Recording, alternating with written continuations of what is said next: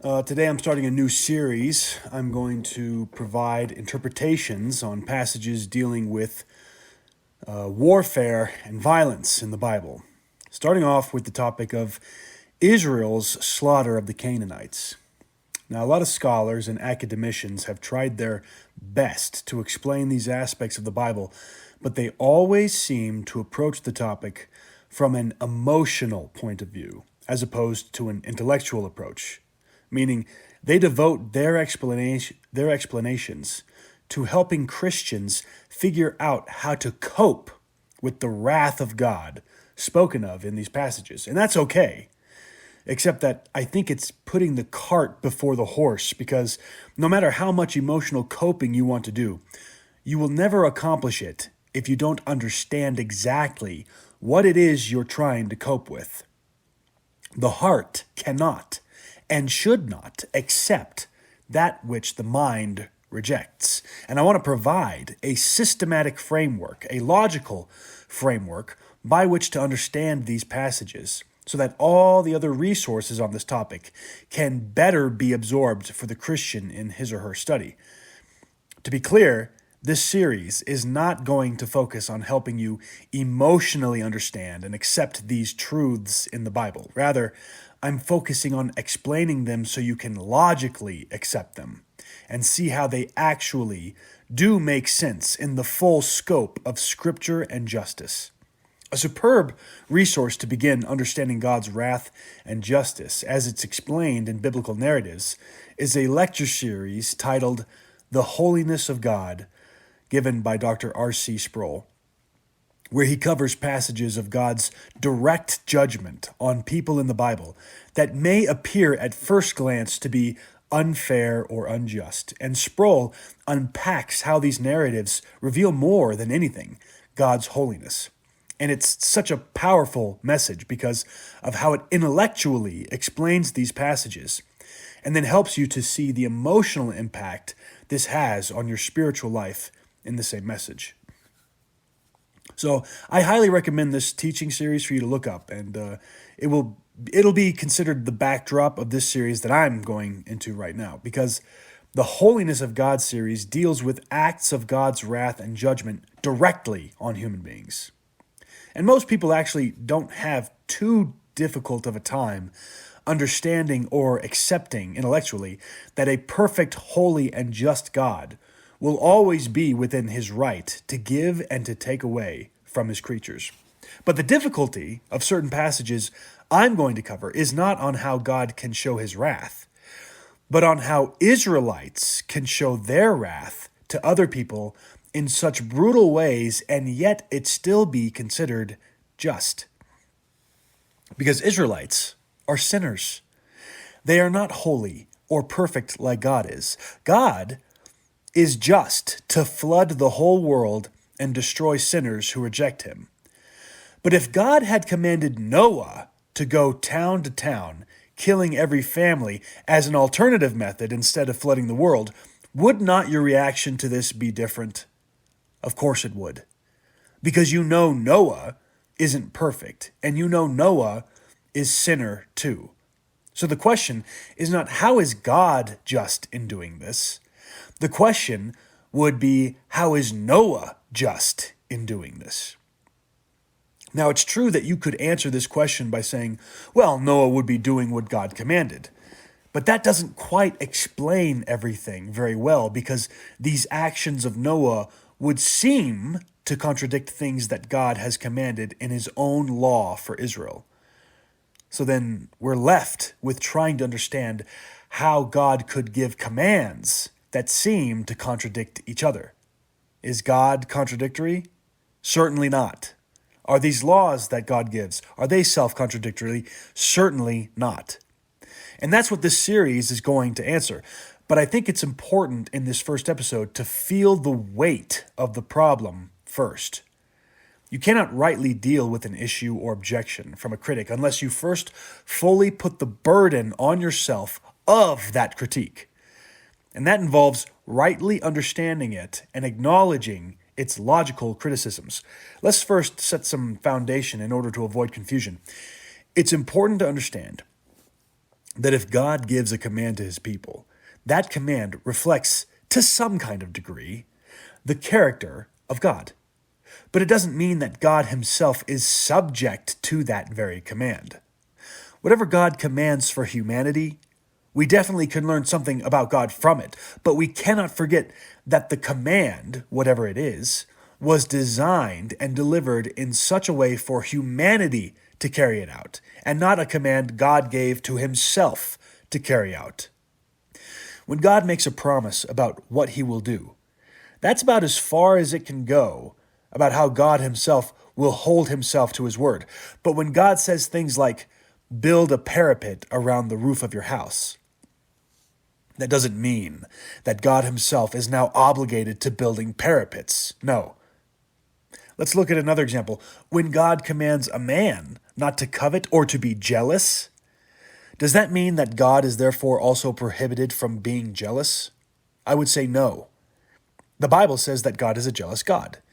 He told you not to be jealous.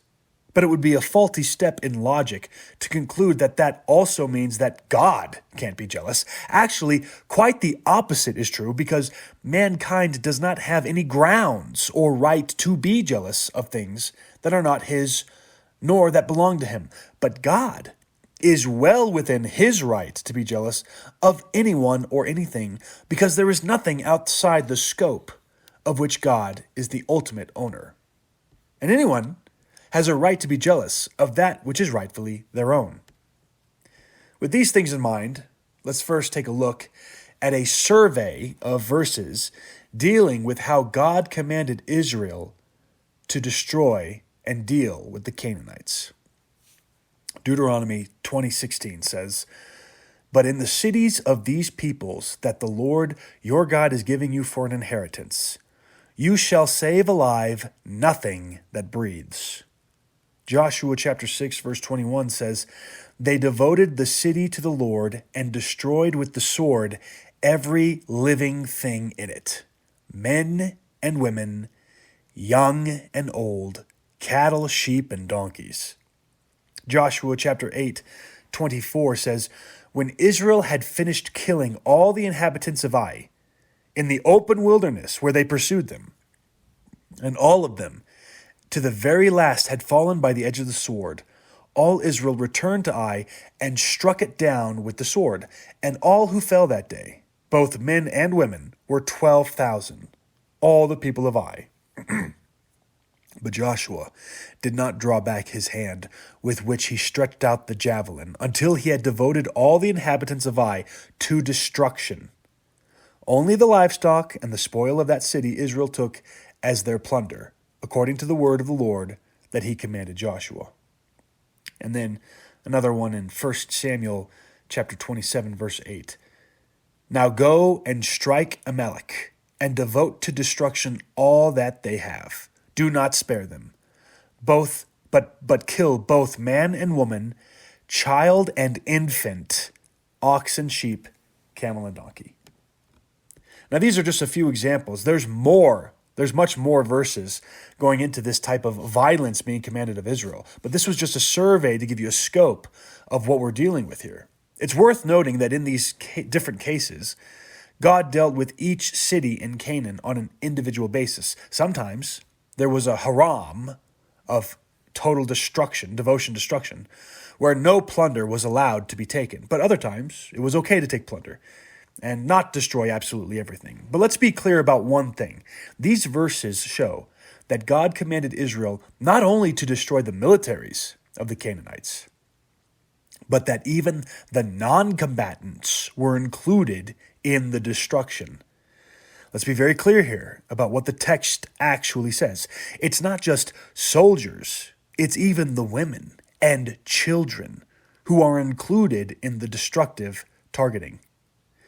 There's plenty of evidence to show that many of the Canaanites were guilty of heinous sins, and we can even begin to understand how the non-combatants had conjured up their own sin that merited the death penalty. But it becomes very difficult to understand how a child or even an infant could ever be deserving of such a fate.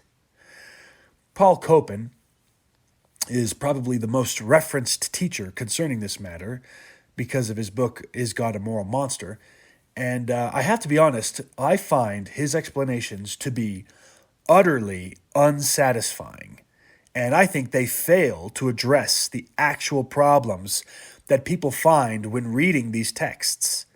One of his explanations is that these are all just hyperbolic overexaggerations of what actually took place. Now, I don't even know why he would entertain such an idea, because it does nobody any good when wrestling with this text. Anyone with a high school education can see that the literary style of all these verses does not leave room for us to understand God as commanding the Israelites to let the women and children live. No. God specifically names and includes the children in the destruction of Canaanite cities. Now, he and others are quick to point out that Israel did show mercy to some Canaanites because Rahab and her family were spared from destruction. And I fully agree that Israel did show mercy at times to spare the lives of people during the Canaanite conquest. But saying that doesn't really solve the issue at hand, because you still are left with trying to understand the women and children who were not shown mercy, who were destroyed and killed as per God's commandment. It's not like just because Israel showed mercy to some, that eliminates the problem we have to wrestle with concerning the ones who were killed. And besides, to be shown mercy presupposes that there was some deserved punishment in the first place. How are we to explain how this punishment was deserved on even the infants? It's worth noting that Paul Copan and others do point out rightly that God says that he gave plenty of time to the Canaanites to repent, and that he even gave their cities locusts and famine in order to drive them out of the land so that they wouldn't continue their evil anymore. So there definitely was a process of sifting the righteous from the unrighteous, and the righteous who saw the signs of God ended up removing themselves with their families from the Canaanite lands, while the unrighteous continued to stay and practice their wickedness of child sacrifice, among other evil practices. But even with the driving out, even with the child sacrifices, the Bible indicates that there were still at least some children and infants in the land. After all, it was these children that God included in the Haram, in the total destruction, that he gave Israel to carry out. So even with the whittling out of possible innocent families and the genocide of the innocent children, we are still left with the principle of the problem, that God himself commanded Israel to finish off the rest of the children in Canaan. Now, there are some that also try to argue that the sites attacked by the Israelites were military centers and bases only. But again, this just ignores the passages in Joshua where Joshua and his armies routed the soldiers out of the cities to destroy them first, and then proceeded into the cities afterwards to finish the destruction with the soldiers now gone. It also ignores the fact that women and children are specifically named in the inclusion of the targeted killings. Indeed, it seems most of the time Paul Copan and others speak on this, they avoid the toughest part of the entire matter, the children and infants. In most people's minds, they can imagine non-military adults, both men and women, perhaps being deserving of death for all kinds of evils. So it's easy to see how Israel was just in that regard. But I don't want to avoid or dodge the clear verses that include infants as well, because that is actually the crux of the difficulty. Some of you may be familiar with Dr. Michael Heiser's attempt at explaining these passages by making a very compelling argument that the Canaanites were actually remnant descendants of the giant people who were known as the Nephilim. And while his case is well taken and well researched, it subtly tries to imply that the Canaanites were some kind of extraterrestrial species of, half human, half angelic beings, as if it made the slaughter of them less traumatic, since they weren't exactly fully human. I don't know if he ever says any of that, but that seems to be the implication of the lectures I've seen him give on this. And the problem with this interpretation is that Rahab and her family are numbered among those people. in Jericho, the land of the giants, Jericho. And yet Joshua brought that genetic pool into the Israelite fold. You see, if the main concern was to eliminate the DNA of the Nephilim, they would have never allowed Rahab to live, let alone marry into the Israelite fold. Rahab was definitely fully human. She ends up being one of the ancestors of the line of Jesus Christ himself. So I don't really think this explanation from Heiser gets us out of the woods. Another explanation Paul Copan resorts to is that the principle of killing innocent people is not wrong, which I think is an atrocious thing to say, but he tries to justify this explanation by using the example of shooting down the commercial airplanes on September 11th, 2001, that were on their way to crash into more U.S. civilian centers. He says that there were innocent people on those planes, yet shooting down the plane would have been justified because it would have served the greater good purpose of stopping even more innocent people from dying.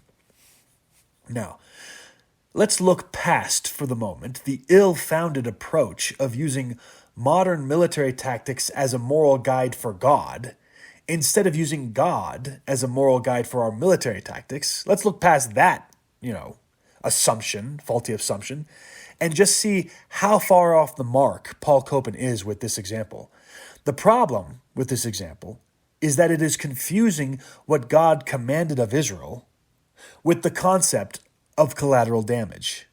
You see, if the U.S. shoots down an airplane of civilians in order to kill some terrorists so that they don't kill even more civilians, that is a very difficult strategic decision to make. But even in that scenario, and in that decision, the civilians are not the targets of the U.S. The terrorists are the targets. The only reason why innocent people die is because we do not have the technology or means to kill only the terrorists on the airplane and keep all the civilians on the airplane protected in the attack. If we did have the means, the U.S. would do it that way. The civilians on an airplane are collateral damage because they were not the targets. But the women and children of the Canaanite conquest were part of the targeting. They are not merely collateral damage. They were dedicated to destruction. They were part of the haram on Canaan that God commanded. So Paul Copan wiggles his way around facing this fact head on and leaves us high and dry with no explanation for the things we are actually wanting to know. In fact, such an explanation from Paul Copan that is, assumes the women and children were innocent and that God commanded the killing of innocent people, which is a horrible thing to say. Far be it from God to command Israel to kill the innocent. One of God's commands to Israel is the exact opposite of such a thing. God says in Deuteronomy 24:16, "Fathers shall not be put to death because of their children, nor shall children be put to death because of their fathers. Each one shall be put to death for their own sin." And this is one of the paradoxes I want to explain in this series. But you first need to see what the paradox is. If God commands Israel to not punish the son for the sins of the father, and then turns right around and tells Israel to kill the Canaanite children for the sins of the Canaanites, is this a contradiction? I'm going to attempt to show you that it is not, because there is much more happening in these passages than is immediately apparent. But some sifting will show that God is commanding Israel not to kill the innocent, but to kill the wicked. But it requires us to understand the nature of wickedness and how it affects us all. Again, God can do what he wants. I'm not trying to explain how God is just, per se, because I don't see a paradox at all in how God deals judgment directly on humanity, such as when he says he will visit the iniquity of the fathers on the children to the third and the fourth generations of those who hate him. That's God dealing justice directly by himself. What I'm addressing is the paradox of how Israel can deal God's commands consistently when God commands Israel to spare children of the sins of their father, while also commanding them to kill the children of Canaanite fathers. So, I hope one lesson you can pull from this episode is the importance of first allowing yourself to feel the weight of the burden of an issue before trying to give an explanation half-cocked. Because I think this is exactly what Paul Copan ended up doing in most of his attempts to explain these passages. But in my attempt to explain these passages, I wanted you to first feel the weight of the burden first and define the problem. And I'll go into my explanations in our next episode.